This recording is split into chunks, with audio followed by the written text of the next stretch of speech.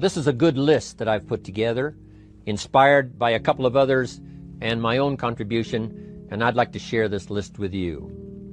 First, learning the power of purpose. A person who has purpose in their life, they have something to go for, some meaning. One writer described it, for some people it becomes a magnificent obsession. And for you and I, maybe it doesn't need to be that dramatic as a magnificent obsession. But it has to be something that does something to us, something that pulls us, especially into the future. You know, there are many influences on us. One is the influence of the past. Some people are always pulled back by the past. Some people are always pulled aside by the distractions. But here's what's powerful. If you have a list of high purpose in your life, it pulls you toward the future. And the more powerful the purpose is, the stronger it pulls. And here's the other great advantage if you have purpose for the future. It pulls you through all kinds of challenges and all kinds of difficulties. If you don't have these strong purposes for the future, it's easy to get swallowed by a bad day. It's easy to be almost annihilated by a poor month. And it's easy sometimes to almost disappear beneath the waves of a year that goes backwards if you don't have something to pull you beyond that year. So if you want something to pull you through all kinds of challenges, all kinds of difficulties and things that come at you, you got to have something on out there, beyond today, beyond next week, beyond next month, beyond this year, that pulls you into the future. And the clearer it is, the stronger it pulls. The more dynamic it is, the more it affects your life, your spirit, your heart, your soul. It also creates imagination. It gets your mind working on how to achieve that purpose.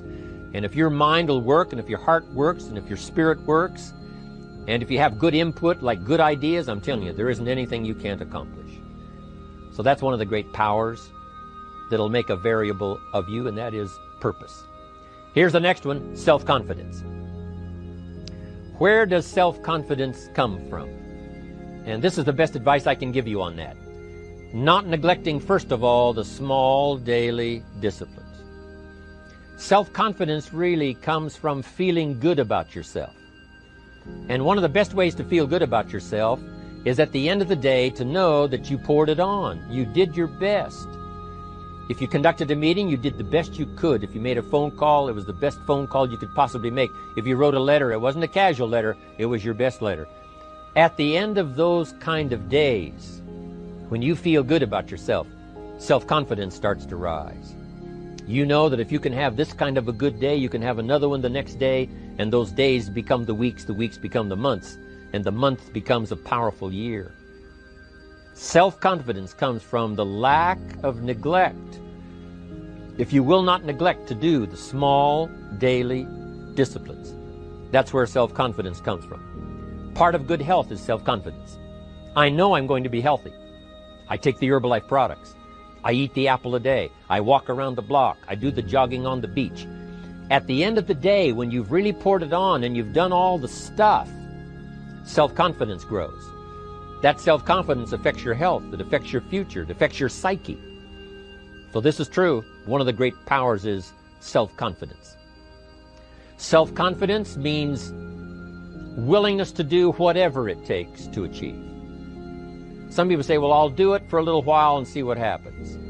You know, I'll try a couple of things. If that doesn't work, I'm out of here. And all of us know that that kind of person doesn't have much of a future. But if you're willing to do whatever it takes, if I have to learn a couple of things, I will learn those things. If I got to learn 5 or 6 things, I'll learn all 6. If I have to take an extra class, I'll take an extra class. If I've got to read the books, I'll read the books. If I have to consult with people who know more than I know, I will do the necessary consulting. Whatever it takes, I will do. That starts to develop unbelievable self-confidence. Self-confidence also comes from the ability to rise above your circumstances, to rise above what happens, the petty little things, the discouraging things that would sink everyone else's ship except yours, that would cause someone else to quit early in the day, but you keep going. That kind of willingness to overcome all circumstances, whether it's the little challenges or the big challenges, if you're willing to do that, I promise you, this kind of power will work for you, and in you, the variable, it'll make a difference. The third on the list I had was enthusiasm. And here's what I wrote about enthusiasm. Enthusiasm that's powerful is mostly enthusiasm that is enthusiasm inside, 90%, 10% outside. We all know what the enthusiasm is like when somebody lets us see their enthusiasm, which is like the 90%, and only 10% of it is inside. But the enthusiasm that really affects people is not just being loud, but the enthusiasm that runs deep, the enthusiasm that comes from deep inside, created by self-confidence, created by purpose, created by genuine willingness to help other people. That kind of enthusiasm, knowing that you're going to get the job done, knowing you're going to affect people, knowing you're going to have testimonials flowing in from all kinds of directions. That kind of enthusiasm. A lot of it is quiet. A lot of it is unheard. And the 10% that's heard, it rings a bell. People call it genuine enthusiasm because they know that what you say in the outward display of your enthusiasm is only a small tip of the iceberg of the enthusiasm you feel inside that really motivates you to do the best job you can. Next on my list to help you become the powerful variable is expertise. Wanting to excel in all of the skills and settling for nothing less than an outstanding performance. If you're willing to be the best in your field, if you're willing to demand of yourself excellence in skills, to be the best that you can possibly be. In the training, do the best you possibly can. In doing a workshop, do the best you possibly can. Developing the skills of using your personality, developing the skills of language, developing the skills of influence, developing the skills of organizing. If you're willing to be an expert in all of the skills, Herbalife has the way for you to invest those skills and not only make a handsome living, not only make a lot of money, but if you would so desire and if it would be your purpose, a chance to make your fortune. Expertise, excellence in skills. Here was the next one on my list, making a powerful contribution to you, the variable, and that is preparation. Well prepared. And preparation, of course, involves a whole lot of things. A big share of our life is preparing, getting ready. When we go to the first grade in school, we're just preparing for the second grade. After we've finished 2 grades, the 2 grades prepare us for number 3. Sometimes it seems like a long, excruciating time. And the time will just seem like it'll never come when we can finally have the performance that we really want. But it takes time to prepare. It takes time to get ready. And the decisions you make in the preparation time, those are the decisions that last for a lifetime. Preparing to have a good day. It's that preparing, maybe the night before, maybe the couple of days before the day that you're going to put everything together. The preparation for a meeting means that you've taken it serious. The preparation for doing a workshop means you're serious about the workshop. You want to make the best contribution. That kind of preparation is important. But here's preparation that's very vital, and that is to prepare yourself for success. Life seemingly does not wish to waste success on the unprepared. Life says, why waste a fortune on this person? They're not prepared to do the right things with it. They're not prepared to use it wisely. If a fortune was bestowed upon this unprepared person, it would probably be wasted. The people that could have been touched won't be touched. What could have been done won't be done because this fortune will have been wasted on the unprepared person. So not only look for fortune, not only look for the promise, but prepare yourself and ask of yourself, what can I do to make myself ready?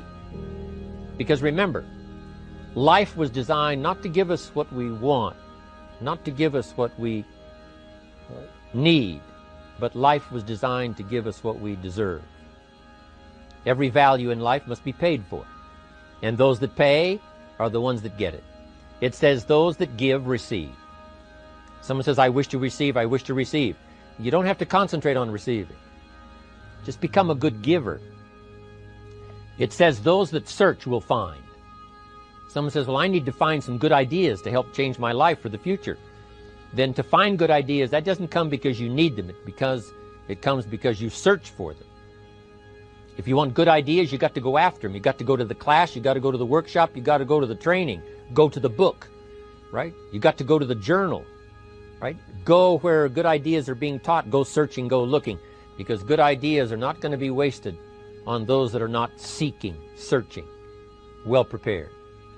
So, prepare yourself to be ready for fortune when it comes, to be ready for challenge when it comes, to be ready for opportunity when it comes. Opportunity comes along and passes by the person that is not well prepared. I want to prepare myself this year for next year. Yes, I wish to be effective this year, but I'm also thinking of ways, how could I be better? How could my ideas be more powerful? How could they be sharper, more clear? How could I reach some people next year that I perhaps can't reach this year? I haven't reached deep enough into my own soul to affect some people. Some people just pass by and say, hey, what a good speech. But how could I make it stronger than that, deeper than that, more powerful than that? I cannot be as powerful as I could be next year. You know, you can't go to the 10th grade in the 5th grade. You just got to go through the grades. But the more you are prepared, when the 10th grade finally comes, now you can cash in and get 2 times, 3 times, 5 times more value from it by being prepared. I want to do my best this year for Herbalife, but I also want to get ready for next year, 1999. And then when the year 2000 comes at the turn of the century, I want to be well equipped by language, by instinct, by temperament, by personality, by influence, to really be valuable the year 2000, 2001, 2, 3, 4, 5. That's my goal. I'm sure it's your goal. Now here's the next one. There's great power in self-reliance. Self-reliance means you simply look mostly to yourself. It would be nice if someone just gave you this, gave you this, gave you this. It would be nice if everyone did their job exactly as they're supposed to do it. But here's what you've got to do. Primarily rely on yourself. Primarily say, I'm the person responsible.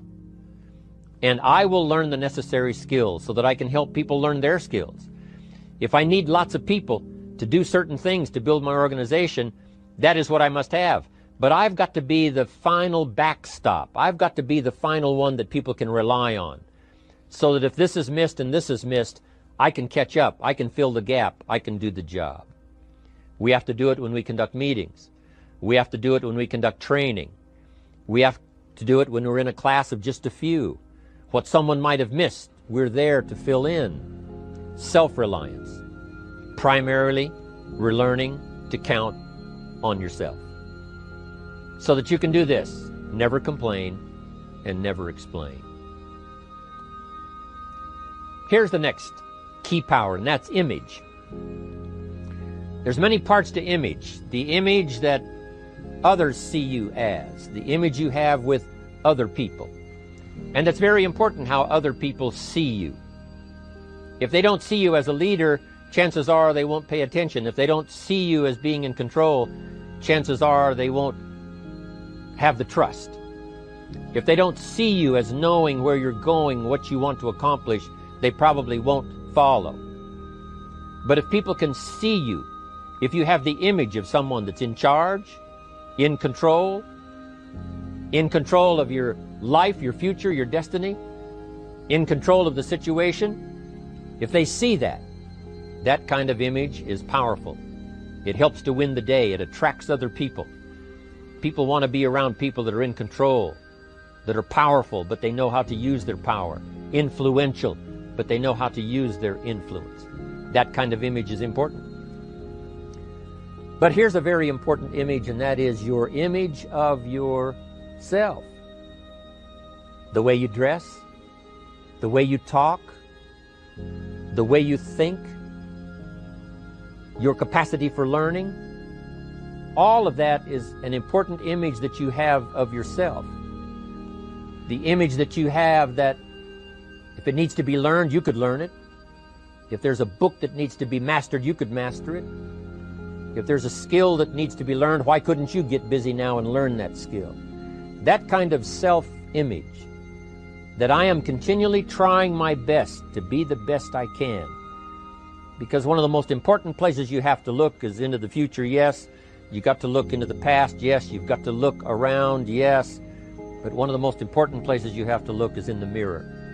You know, how I appear to other people, that's important. But how I appear to myself is the ultimate importance. That kind of image, to where you'll develop the self-confidence, you'll develop the self-reliance. Now here's another one in my rather short list. The next word is character. Becoming a person of high values, a person of principles, a person of honesty, a person that earns respect. That kind of character. It took character when Mark started to put the marketing system together. How can we have a system that will build in the integrity, that people will know that if this happens, then this will happen. And if this goes wrong, here's the way to fix it. Unless you have the principles and the character and the integrity to put together a viable plan for a wide variety of people, then the system is not going to last very long. And I've been around long enough, and I'm sure you have been around long enough to see a lot of systems that got started, but they failed. And the reason is because they were not constructed with integrity. They were not constructed with character. They were not constructed with doing the right thing. They might have been constructed to take advantage. You know, cash it out as quickly as possible and leave.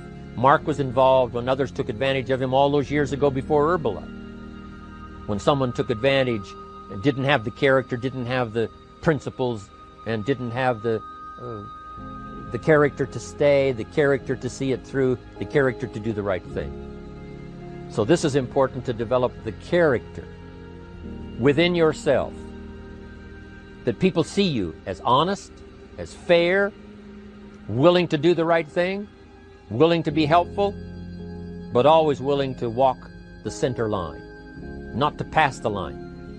When we come to an opportunity like Herbalife, especially multi-level network marketing, it is so dynamic, it is so powerful, and it is so possible in fortune making that sometimes people want to speed up the process by cutting the corners, by neglecting to do the right things, you know, to cheat a little here, you know, cross the line just a little bit, because then, you know, it'll grow faster and you can cash in quicker. Not necessary here. Doing Herbalife right will build your fortune longer and stronger than trying to cut the corners and not doing it right. If we'll have the integrity that Mark had when he started it, and keep perpetuating that we will do the right thing by the marketing system, the right thing by a distributor who has a customer and they take care of that customer belongs to that distributor. That kind of integrity in the marketing system, the kind of integrity we have among each other, the kind of character we have to rely on each other, because here's what we cannot do. We cannot do this by ourselves. Mark's got to count on me. I've got to count on Mark. We've got to count on the president's team. The president's team has to count on the chairman's club for advice and counsel. We have to count on the millionaire team, the tabulator team, the world team. We've got to count on the distributor. We've got to count on the distributor giving the right message to the potential customer. We've got to count on the distributor giving wise counsel to the new recruit, teaching them the right way, the Herbalife way, the principled way, the character way. Vitally important. Building and developing your own character. Now here's another one. It's called self-discipline. Self-discipline, all of us have a challenge with that. Because sometimes it's easy, and especially if you're working hard, doing the best you can, it's easy sometimes to let up and let it go. But remember, so many people, especially now that we're as big as we are around the world, are counting on what we do. At home office, they have to be careful. They have to be disciplined. It's easy for the person who ships the product from Herbalife says, oh, well, I'll wait until tomorrow to ship it. And then they go home and sleep like a baby. But the distributor who's waiting for that product doesn't sleep that night, or doesn't sleep when the product doesn't show on time. But if everybody will have the discipline to say, I will do the best job I can. I will make mistakes, of course, because we're all human, but I'll try to remedy those mistakes and do the best job I can. That kind of self-discipline that understands how important your part is in all of the functions that work. Coming to work on the set here, HBN, there's so many people that play a part. And each one of the parts that are played is necessary to put on the broadcast, make it viable, make it real, make it powerful. Any couple of them missing, and it would be a disaster. But all of it put together, and it works like a charm. Each person developing the self-discipline to do their part, do their job. Here's one more, and that is the power of extraordinary performance and demanding of yourself excellent results. This is so important. If you want to live extraordinary, you must do extraordinary. If you want an extraordinary income, you must do extraordinary things. If you want an extraordinary fortune, you must go with the demands of what it takes to have that fortune. Mark has made such a fortune, it's almost beyond comprehension what the numbers really are. But guess what he has the satisfaction of knowing? He earned it all. If he'd have been lax in the performance, Herbalife would not be here these 18 years later. Herbalife would have been a footnote in multi-level history. But because he performed year after year, the 3rd year and the 5th year, and the 7th year and the 10th year, and the 12th year and the 15th year, and now performing well in the 18th year, I'm telling you, that's what makes it such a viable fortune for Mark personally, of course, because he did the job. If we would ask of ourselves that kind of performance, and you've got to ask it of yourself. You know, I can't ask it of you. I would try to inspire you. I would try my best to share with you what it might taste like, what it's like to finally make your fortune. It happened for me. But here's what you must do. You must demand it of yourself. Society does not demand that you not have a heart attack. But if you want to escape having a heart attack, you must demand it of yourself. Society doesn't demand that you take Herbalife and improve your health. You have to demand it of yourself. Society doesn't demand that you jog around the block every morning. But if you want good health, you must demand it of yourself. Society doesn't demand that you read a couple of books a week and improve your intelligence and your knowledge. That you must demand of yourself. Society does not demand that you build a financial wall around your family nothing can get through. That's not a demand of society. But you must demand it, if you wish it, you must demand it of yourself. Society doesn't demand that you learn a list of 10 skills.